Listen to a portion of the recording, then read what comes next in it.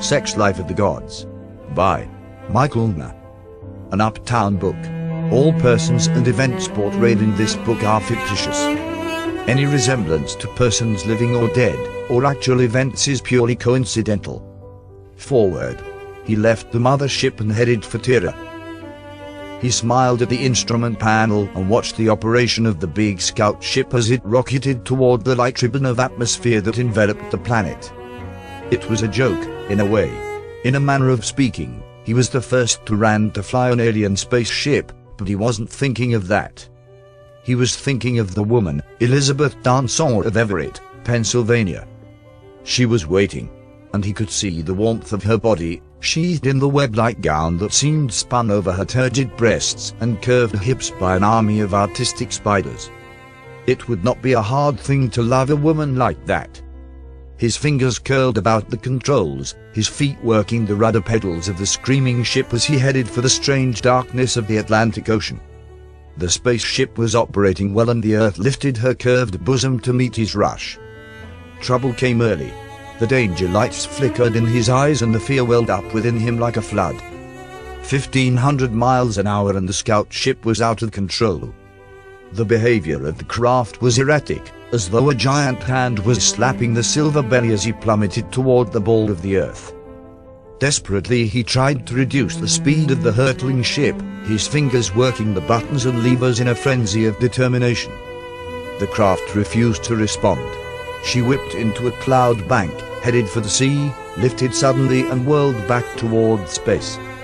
In an agony of fear he realized that he no longer was the master of the spaceship, he was a prisoner in a violent, uncontrollable meteor that would finally slam him into infinity against the very Earth that was to be home.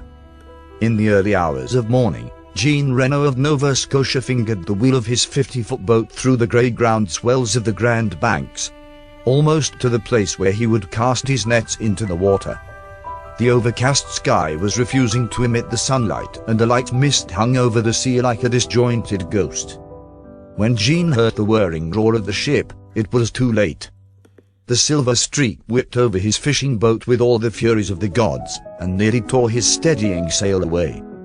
Muttering a string of French curses, Jean picked up his radio telephone and reported in violent tones the presence of the jet to the Coast Guard. In the half-light of early dawn, the United States and Canada whirled with reports upon the strange craft. The CQ of the National Defense System began systematically pinpointing the track of the strange craft as it raked across the autumnal sky. Then, it was gone. The rocketing ship had appeared over one observation station near Lake Ontario. It had been spotted by a CD worker near Auburn, NY, then it was gone. The last observation of the craft showed it flying an erratic track toward the mountain country of Pennsylvania.